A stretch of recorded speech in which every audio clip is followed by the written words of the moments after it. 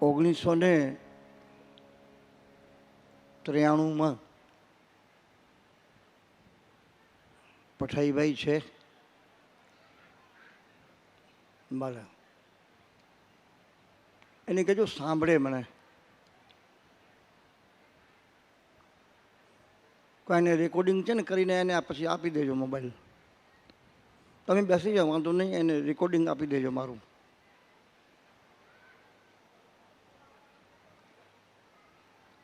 ઓગણીસો 93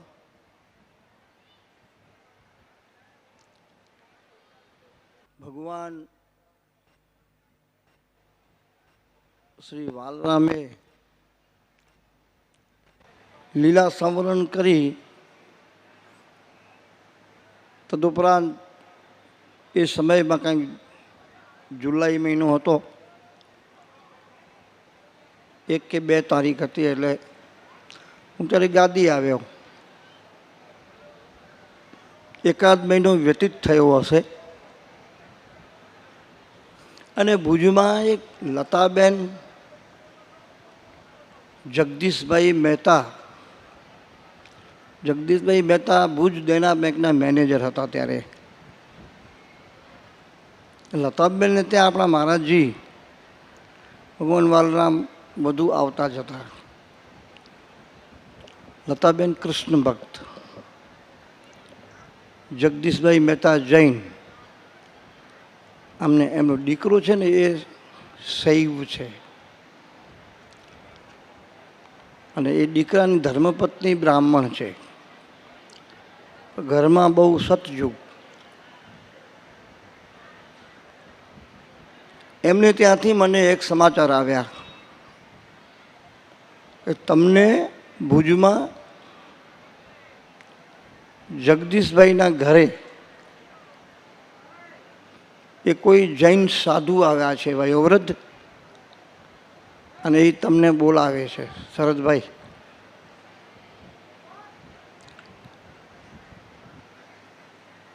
તો મને એમ થયું એમ કેમ જૈન સાધુ કેમ બોલાવે છે?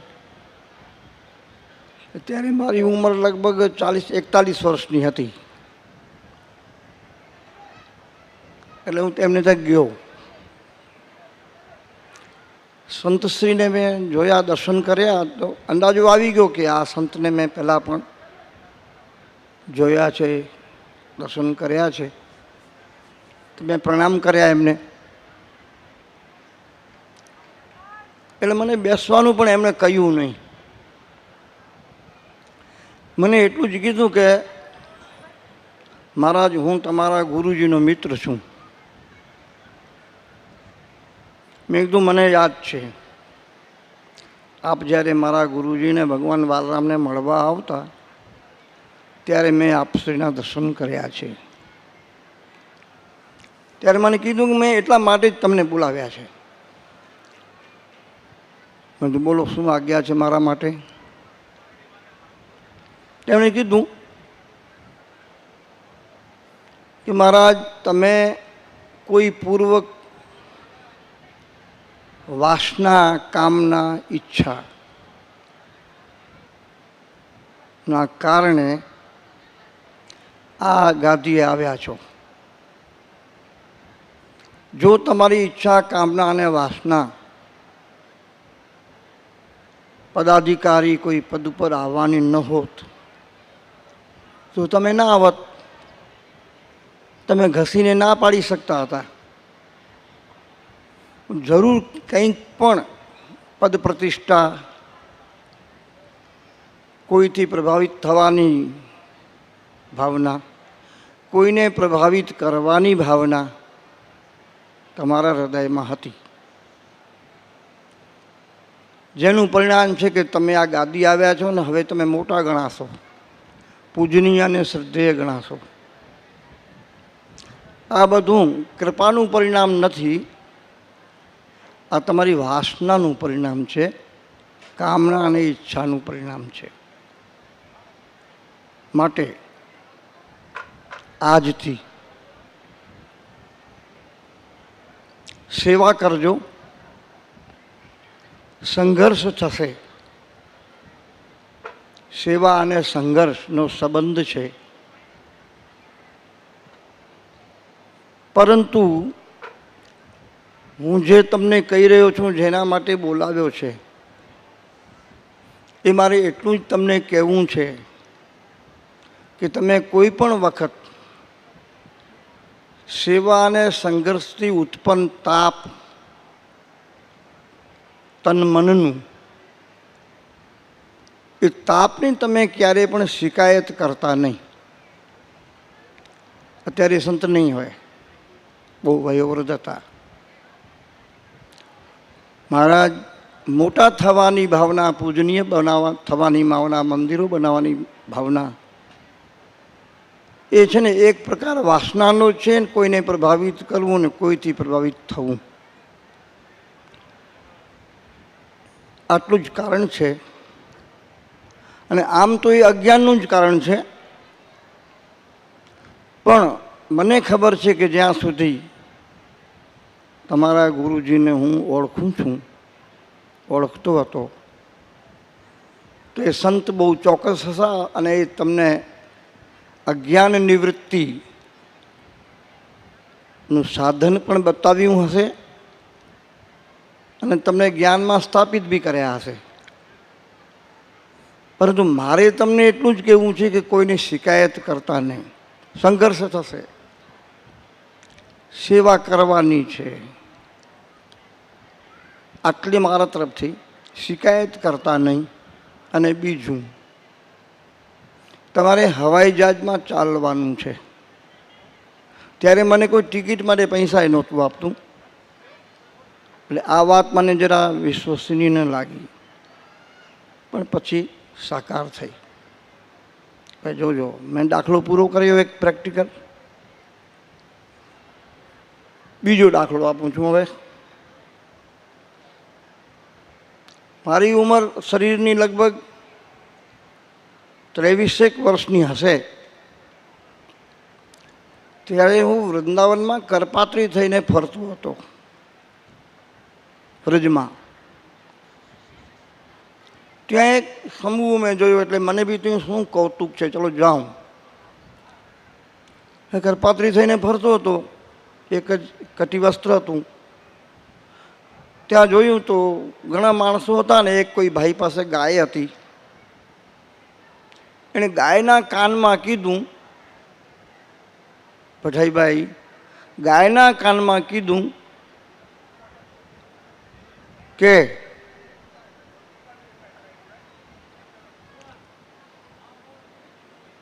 પટેલભાઈ તમને જ સંભળાવતું હતું. મેં કીધું મોબાઈલ ચાલુ રાખજો. એ ગાયના કાનમાં એમ કીધું કે આ જે સમૂહ ઊભો છે એમાં શાંતિ કોને પ્રાપ્ત થશે.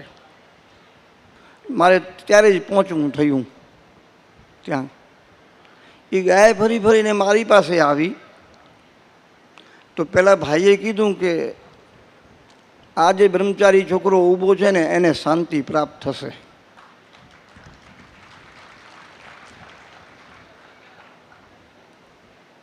વર્ષો વીતી ગયા.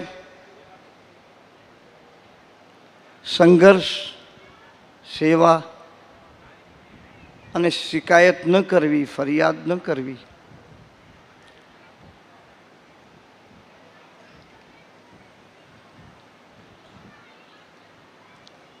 મને એમણે કહ્યું હતું કે એ બધું થશે સત્સંગથી. આજે સવારના થોડો વહેલો ઉઠી ગયો હતો, એટલે મેં નિયમ અનુસાર, સ્વભાવ અનુસાર રોજ એ વખતે મેં મોબાઈલમાં કુંડળી જોઈ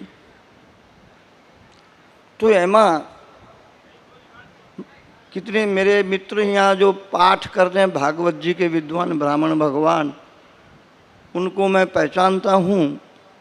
तो उसमें 2-3 ऐसे ब्राह्मण भगवान हैं ज्योतिष के प्रकांड विद्वान है, MA किया हुआ है, मेरे मित्र हैं वो।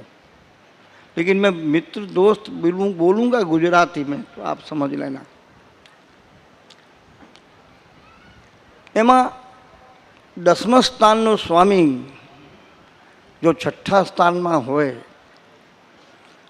તો એ જાતકે સેવા કરવાની હોય છે અને સાથે સેવાની સાથે સંઘર્ષ જોડાયેલો જ હોય છે. પણ એને છે ને સેવા અને સંઘર્ષમાંથી શાંતિ અને સુખ અને શક્તિ ત્રણેય પ્રાપ્ત થાય છે. આ વાંચ્યું એટલે મેં મારી જન્મકુંડળી જોઈ, તો મારી જન્મકુંડળીમાં મેષ રાશિનું 10મા સ્થાનનું સ્વામી મંગળ એ 6ઠ્ઠા સ્થાનમાં જ હતો. વિશેષતા એ હતી કે ત્યાંનું સ્વામી ગુરુ એ પણ 10મે હતો. 6ઠ્ઠા સ્થાનનું ને 10મા સ્થાનનું સ્વામીનું પરિવર્તન યોગ હતો. પરિણામ એ આવ્યું કે આ જાતકને સેવા કરવાથી આયુષ્ય મળશે, અથવા એના હોરોસ્કોપમાં આયુષ્ય છે નહીં, અલ્પાયુ છે. હોરોસ્કોપ અને પામિસ્ટ્રી હું ભણેલું જ હતું ત્યારે, તો મને ખબર પડી ગઈ હતી કે આયુષ્ય નથી. પરંતુ બીજું કંઈ સેવા કરી શકું તે મારી અવસ્થા નહીં, એટલે મેં હોમિયોપેથિક ફ્રી સલાહ અને ઔષધિ આપવાનું ચાલુ કર્યું અને આયુષ્ય પ્રાપ્ત થઈ સેવાથી. પછી સેવાના ક્ષેત્રમાં ધીરે ધીરે ઊંડું ઉતર્યો તો સંઘર્ષ ચાલુ થયો. સેવા અને સંઘર્ષ એ એકબીજામાં જોડાયેલા છે. પણ જો એમાં સાધક શિકાયત ન કરે, સ્વીકારી લે એને, સેવા સાથે પ્રાપ્ત સંઘર્ષને સ્વીકારી લે, તો પરિણામ શક્તિ અને શાંતિ અવશ્ય મળે છે. શાંતિ અને શક્તિ સાથેનો સંઘર્ષ. નહીં ભાઈ, એ વગર સત્સંગથી શક્ય નથી, સંભવ નથી, અશક્ય છે. ધૂળમાંથી તમે એને પીસીને તેલ કાઢી શકો છો,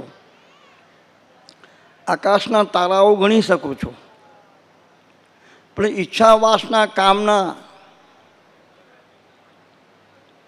અથવા કોઈ એવો શ્રાપ લાગી ગયો હોય તો તમને પદ મળી જાય, જરૂર પદ મળે, પણ એની સાથે સંઘર્ષ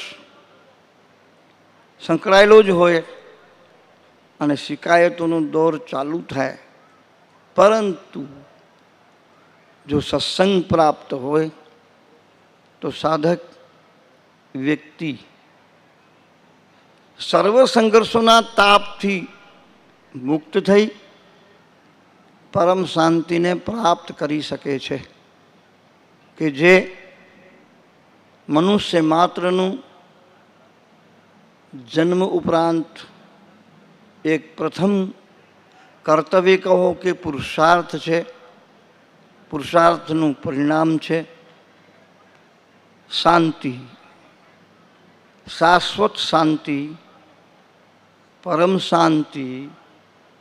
ક્યારે પણ એ શાંતિ ભંગ ન થાય, અશાંતિનું આવરણ એના પર ન આવે, શક્તિ પ્રાપ્ત થાય અને પરમ શાશ્વત સુખની પ્રાપ્તિ થાય. શાંતિ એ પરમ સુખનો પડછાયો છે, માટે એને પરમ શાંતિ જ કહેવી રહી. પણ એ ત્યારે સંભવે છે કે જ્યારે એવો સત્સંગ પ્રાપ્ત થયો હોય. શ્રીમદ ભાગવત આદિ 4 વેદો છે, બ્રહ્મસૂત્ર છે, એકાદશ ઉપનિષદ, ગીતા, ભાગવત, રામાયણ આદિ પ્રસ્થાનત્રયી, તે પણ સદગુરુ મુખથી શ્રોત્રિય બ્રહ્મનિષ્ઠ ગુરુના મુખારવિંદથી શ્રવણ કરેલું હોય તો જ, અન્યથા નહીં. આજે મેં વાર્તા કહી, વાત કહી, ચર્ચા કરી, કથા કહી, મારું પોતાનું અનુભવેલું ચિંતન મેં નિવેદન કર્યું. શ્રીમદ ભાગવત સપ્તાહ સત્ર દરમિયાન આજે આપે એ જોયું હશે કે કોઈ ઈચ્છા કે કામના કે વાસના પ્રારબ્ધ અનુસાર કોઈ પદ પ્રાપ્ત થઈ ગયું, પૂજનીયતા, શ્રદ્ધેયતા, વરિષ્ઠતા, જ્યેષ્ઠતા, જ્યેષ્ઠ શ્રેષ્ઠ પ્રજાપતિ, એ બધું પ્રાપ્ત થયું હોય તો માનીને ચાલવું જોઈએ કે સંઘર્ષ તો થશે જ. અને સંઘર્ષનું પરિણામ તાપ તો છે. આ બે હથેળીને હું આ ઘસું છું, સંઘર્ષ કરું છું, તાપ તો થાય છે, તપે છે બંને હથેળીઓ. ત્યાં તાપ છે, તાપ તનને પણ લાગે, મનને લાગે, બુદ્ધિને લાગે. શિકાયત શા માટે કરવી રહી? કારણ કે તમારી વાસનાનું પરિણામ છે. ગુરુ થવું છે, મઠાધીશ થવું છે, પદાધિકારી થવું છે, મોટા કથાકાર થવું છે, કોઈ મોટા પદ ઉપર જવું છે, પ્રધાનમંત્રી થવું છે, મુખ્યમંત્રી થવું છે, મોટા ઉદ્યોગપતિ થવું છે, સંત સાધુ સત્વી મહામંડળ, કોઈ પણ, અર્થાત કોઈ આ બધા પદ છે. પણ એ થયા પછી પરિણામ સંઘર્ષ છે, ને સંઘર્ષનું પરિણામ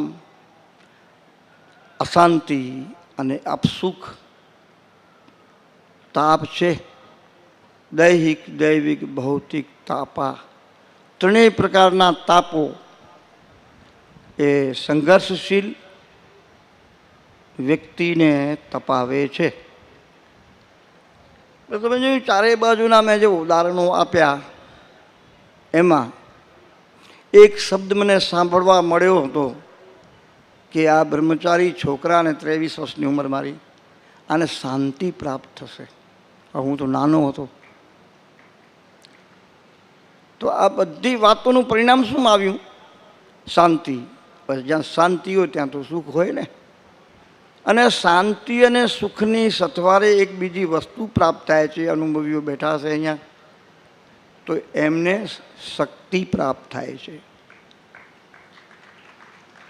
શક્તિ, શાંતિ અને પરમ સુખ. પરમ સુખ, પરમ શાંતિ.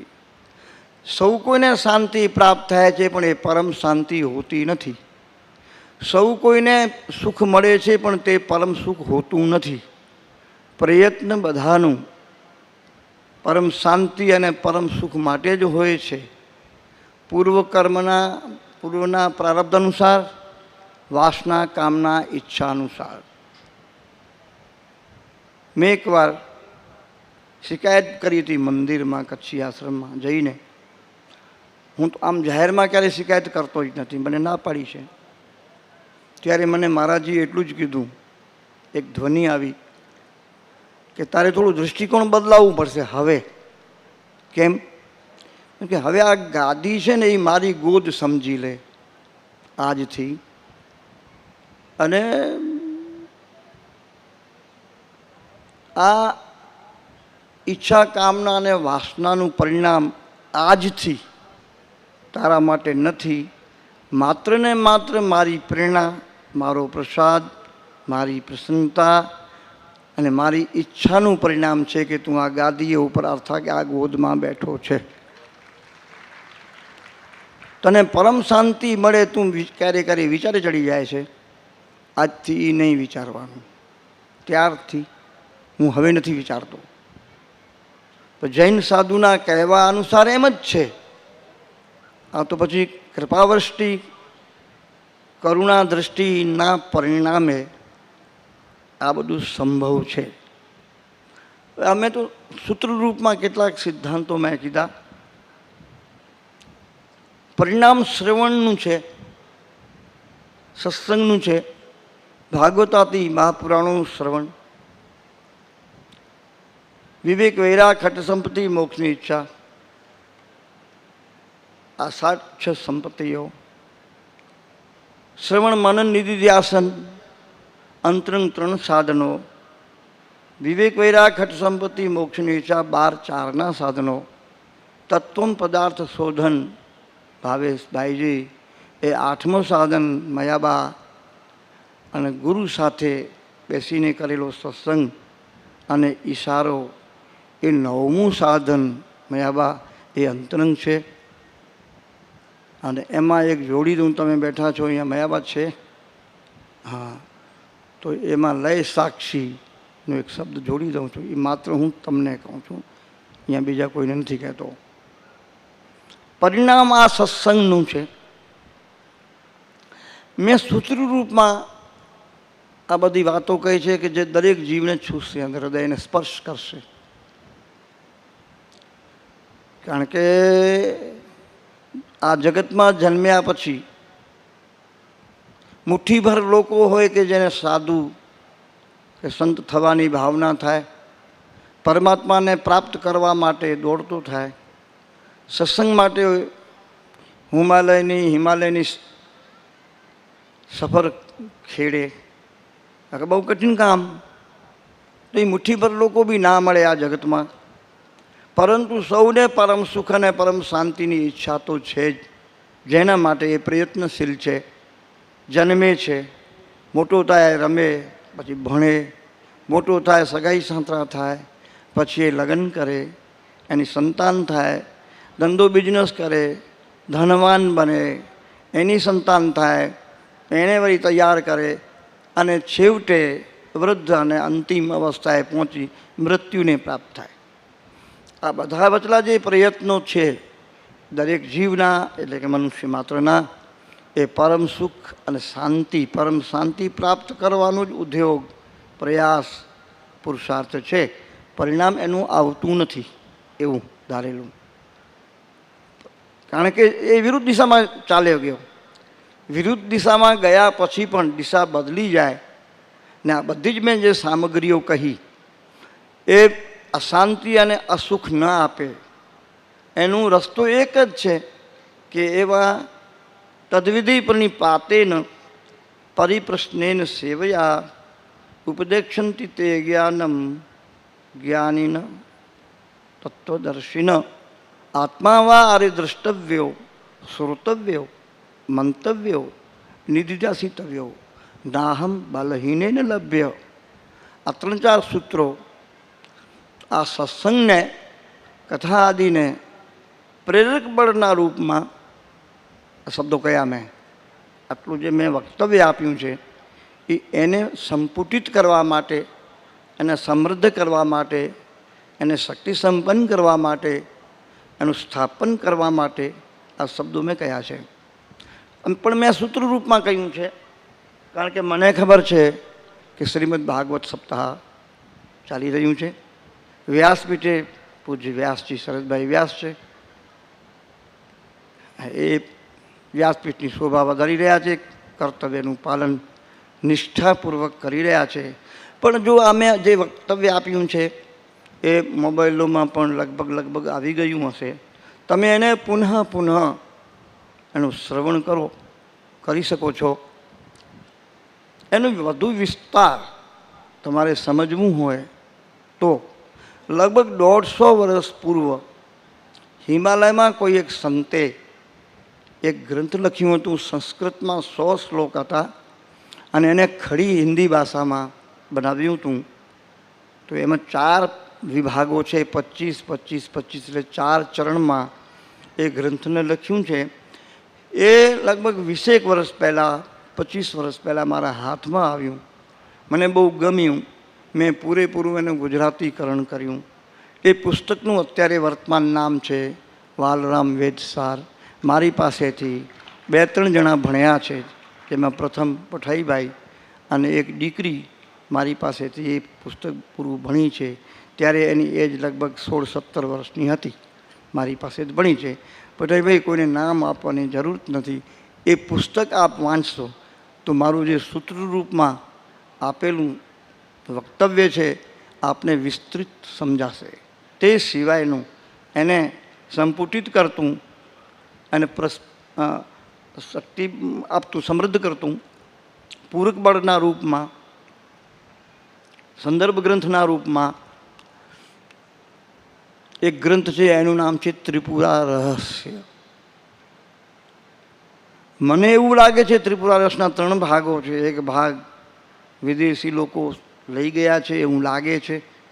જે ભાગનું નામ છે અર્ચા ખંડ, બીજું નામ છે, બીજું ભાગ છે એ મહિમા મહાત્મ્ય ખંડ મેં વાંચ્યું છે, અને ત્રીજું ભાગ છે એનું જ્ઞાનખંડ. તો જ્ઞાનખંડ મહત્વપૂર્ણ છે. એમાં દત્તાત્રેય ભગવાન અને પરશુરામજીનો સંવાદ છે. ગ્રંથનું નામ છે ત્રિપુરા રહસ્ય. ગુજરાતીમાં ગુજરાત અમદાવાદ સસ્તું સાહિત્ય તરફથી ત્યારે મનસુખભાઈ કોઈ પટેલ હતા ત્યારે પુસ્તકનું પ્રકાશન કરેલું. હવે એ પુસ્તક અત્યારે ફિલહાલ મળતું નથી કોઈ પણ પ્રેસમાં, પણ આપણા 2-4 મિત્રો છે એમને એનું સાયક્લોસ્ટેટ કરાવી 100 ખણ પુસ્તકો બનાવેલ છે. મારી પાસે છે એક એની પ્રત.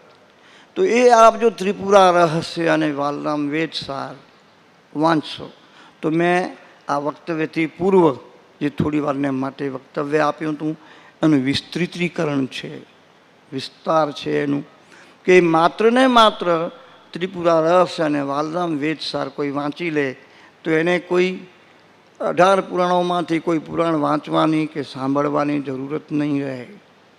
એને ગીતા, ભાગવત, રામાયણ આદિ ગ્રંથો વાંચવાની આવશ્યકતા નહીં રહે. એને પ્રસ્થાનત્રયના અધ્યયનની જરૂરત નહીં રહે, એવો મારો ખ્યાલ છે. સ્વામી મંગલનાથ ઋષિકેશ એમણે આ ગ્રંથને પોતાના મૃત્યુ પછી પાઠ કરવાનું શિષ્યોને, સેવકોને કહ્યું હતું. એટલો મહિમાપૂર્ણ પુસ્તક છે, નાનું પુસ્તક છે. પુસ્તકનું નામ છે ત્રિપુરા રહસ્ય, અને આ પુસ્તક તો એનાથી બી નાનું છે, વાલરામ વેદસાર. એનું વિસ્તૃતીકરણ કરવાનું છે. વાલરામ લીલામૃત કે જે નામ આવશે તે એ ગ્રંથમાં એને એડ કરવાનું છે, સમિલિત કરવાનું છે. પણ એને ટાઈમ લાગશે, મને લાગે છે કે 3 વર્ષ લાગી જશે. કામ વિશાળ છે. લગભગ એના સંસ્કૃત શ્લોક બને તો 20,000 શ્લોકો બનાવવા પડે એવું છે. અને મેં યોજના બનાવી હતી કે કાશીમાં રહી અને વિદ્વાનો સાથે ચર્ચા કરી એનું આકાર શ્લોકબદ્ધ આપી દેવું. ઘણા મિત્રો મારી પાછળ લાગ્યા હતા કે તાત્કાલિક ધોરણે એને અંગ્રેજીનું કરણ કરું, બધું હું કરાવી લઈશ કોઈ અંગ્રેજી વિદ્વાનથી. મેં ના પાડી. પહેલાં આ ગુજરાતીકરણ તો એનું કરી લઈએ વ્યવસ્થિત, પછી એને આપણે અંગ્રેજીમાં કરશું. માંગ થોડી હિન્દીની બી આવી હતી, એઆઈ શું છે એનાથી કોશિશ બી કરી હતી, પણ ભાષામાં જે મધુરતા, મીઠાશ, કોમળતા, પ્રેમ, રસ, સુવાસ, સુગંધ આદિ જોઈએ તે એમાં આવ્યા નહીં.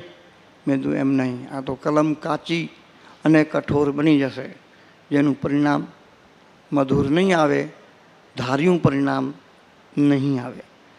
તો આ ત્રિપુરા રહસ્ય અને વાલરામ વેદસાર આવું ને આવું ગ્રંથ એક લખ્યું છે ભગવાન રમણ મહર્ષિએ.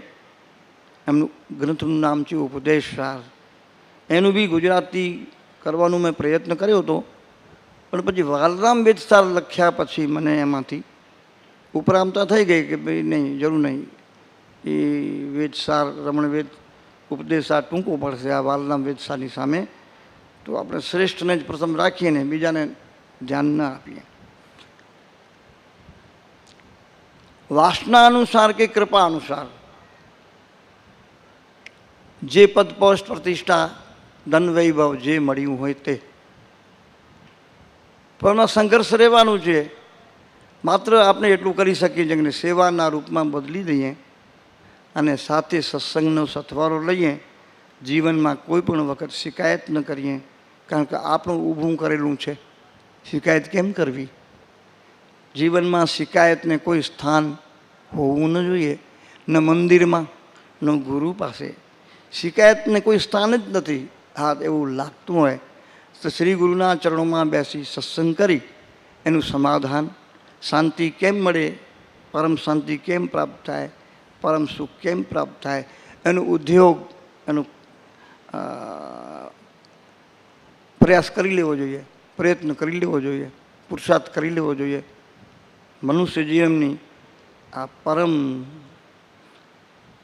લક્ષ્યની પ્રાપ્તિ છે. એમાં. અને એ નાના મોટા સૌએ મૃત્યુ પથારીએ, હવે અડધો કલાક પહેલાં મૃત્યુ થવાની છે, એણે બી કરી લેવું જોઈએ. રમણ મહર્ષિના માતાજી શરીર છોડી રહ્યા હતા. રમણ મહર્ષિને ખબર પડી, માતાના હાથે હાથ મૂકી દીધો અને માએ તરત પ્રયત્ન કર્યો. લગભગ 20-25 મિનિટમાં જ એને પરમ શાંતિની પ્રાપ્ત થઈ ગઈ તરત. એનું મતલબ કે મૃત્યુ સમયે પણ જો પ્રયત્ન કરવામાં આવે, પુરુષાર્થ કરવામાં આવે આવો, તો પરિણામ અત્યંત સુખદ શાંતિપ્રદ બની શકે છે. આપણે બધા અત્યંત ભાગ્યશાળી છીએ કે ભગવાન વાલરામ પ્રાગટ્ય મહોત્સવ, શતાબ્દી મહોત્સવ આપણે ઉજવી રહ્યા છીએ. આવી શતાબ્દી હજી સુધી ઉજવાણી નથી. મને તુલસીભાઈ અત્યારે કહી રહ્યા હતા કે મારા લગભગ 100થી ઉપર મને થોડાક બીજા બી સત્કર્મો કયા આ શતાબ્દીમાં આપણે કર્યા છે. અને આપને ખબર છે કે મારો જિદ્દી સ્વભાવ છે, અડિયલ સ્વભાવ છે, અડી જાઉં છું, જીદ કરું છું, પણ કરીને રહેવું એવો સ્વભાવ છે. એમની કૃપાનો સથવારો સાથે જ હોય છે, એમનો સથવારો સાથે જ હોય છે. આપને જાણીને અત્યંત પ્રસન્નતા થશે કે આ વાડીનું, આ ઓધો ભવનનું શ્રી કચ્છી ભાનુશાલી મિત્ર મંડળ ટ્રસ્ટ દ્વારા આયોજિત અને નિર્માણ કરેલ ઓધો ભવનનું લોકાર્પણ થશે. મુખ્યમંત્રી શ્રી ભૂપેન્દ્રભાઈ બી આમાં પધારવાના છે. એ વાડીનું લોકાર્પણ થયા પછી શ્રી કચ્છી ભાનુશાલી વાપી મિત્ર મંડળ ટ્રસ્ટ પણ અહીંયા 5-5.5 એકર વાપીમાં જમીન ભૂમિ લીધી છે. રેલવે ટ્રેકની બાજુમાંથી જાય છે. ત્યાં પણ આપ જોશો તો થોડા દિવસમાં વાડીનું ભૂમિપૂજન થવાનું છે. ભારતભરમાં મને સાંભળતા, શ્રવણ કરતા શ્રોતા મિત્રોને હું નિમંત્રણ આપું છું, અત્યારે આ લાઈવ છે, કે આપ સૌ એ વાપીમાં જે વાડી બનશે એના ભૂમિપૂજનમાં આપ સૌ પધારજો. કેમ કે એ વાડીનું નામ આજે નિશ્ચિત કર્યું છે ઓધવરામ વાલરામની વાડી. પટેલભાઈ બરાબર કહું છું? ઓધવરામ વાલરામની વાડી 5.25 એકર જમીન છે, એનું ભૂમિપૂજન થવાનું છે. આશ્ચર્ય, કારણ કે આશ્ચર્યવાળી આ શતાબ્દી છે, એટલે કે આશ્ચર્ય. આ વાડીમાં કોઈ દાતાનું નામ નથી, ક્યાંય કોઈ તકતી નથી. આશ્ચર્ય છે આ તો. હવે આ વાડીની વેલ્યુ, કિંમત, મૂલ્ય શું કરવું?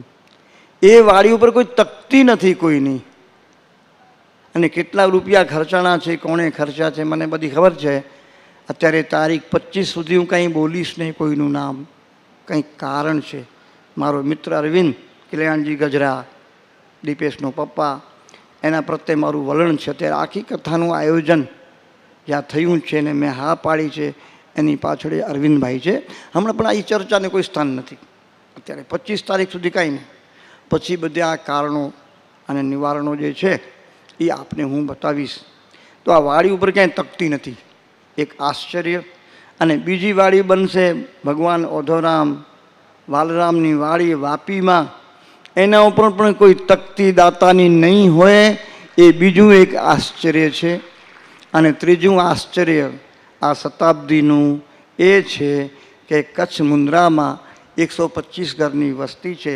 42 ગામ કચ્છના, ત્યાંના ભક્તો ભાવિકો રહે છે એ મુન્દ્રામાં. ત્યાં નિશ્ચિત થયું છે કે આપણે 6 એકર વાડી લઈ લોકોને લગાવી દીધા છે. અને ત્યાં ઓધવ પાંજો આશરો એક ભવન નિર્માણ થશે. બહુ મોટે પાયે વ્યવસ્થા થશે. અને એમાં કોઈ પણ તકતી નહીં. એ પ્રોજેક્ટમાં, પ્રકલ્પમાં કોઈ પણ તકતી નથી. અને એ ઓધવધામ અસલફા ટ્રસ્ટ દ્વારા આયોજિત નિર્માણ થશે. અને એનું સંચાલન ત્યાંની ક્ષેત્રીય કચ્છની મુન્દ્રાની જે કમિટી ટ્રસ્ટ હશે, રજિસ્ટ્રેશન કરેલું, એ એનું સંચાલન કરશે. તો આપ સૌને મુન્દ્રા માટે પણ નિમંત્રણ આપું છું. આપ લાખના રૂપમાં આવો ને 1 લાખ લોકો આવો, બધું વ્યવસ્થિત એનું ભૂમિપૂજન થશે, એનું નિર્માણ થશે. વાપીમાં પણ આવી રીતે એનું નિર્માણ થશે. બધા જ્યાં જ્યાં અવાજ જાય છે ત્યાંના ભાવિક ભક્તોને ઇંગ્લેન્ડ, ઓસ્ટ્રેલિયા, અમેરિકા, આફ્રિકા, કારણ કે ત્યાંથી મને ફોનો આવે છે કે મારા આ વાડીમાં આ મુંદ્રામાં શું સેવાની જરૂર છે અમને કહો, તો અમે એમાં સેવા કરીએ. એટલે બધાને હું નિમંત્રણ આપું છું કે આપ સૌ ત્યાં પધારજો. મિત્રો, સત્સંગનો સથવારો થઈ જાય તો પોતાનો બિઝનેસ શાંતિ અને સુખ જ આપે છે. સ્ત્રી, સંપત્તિ, સંતતિ, સમૃદ્ધિ, શક્તિ, સત્સંગના કારણે બધું સુખ શાંતિવાળું થાય છે. કાંઈ ત્યાગવા જેવું રહેતું નથી, બધું જ આનંદ મંગલ કરતું હોય છે. એવું આપણને સત્સંગ અત્યારે શ્રીમદ ભાગવતજીનો પ્રાપ્ત થયો છે.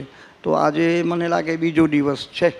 બીજા દિવસના સત્સંગમાં આપણે આજે પગરવ કરી રહ્યા છીએ, પદાર્પણ કરી રહ્યા છીએ.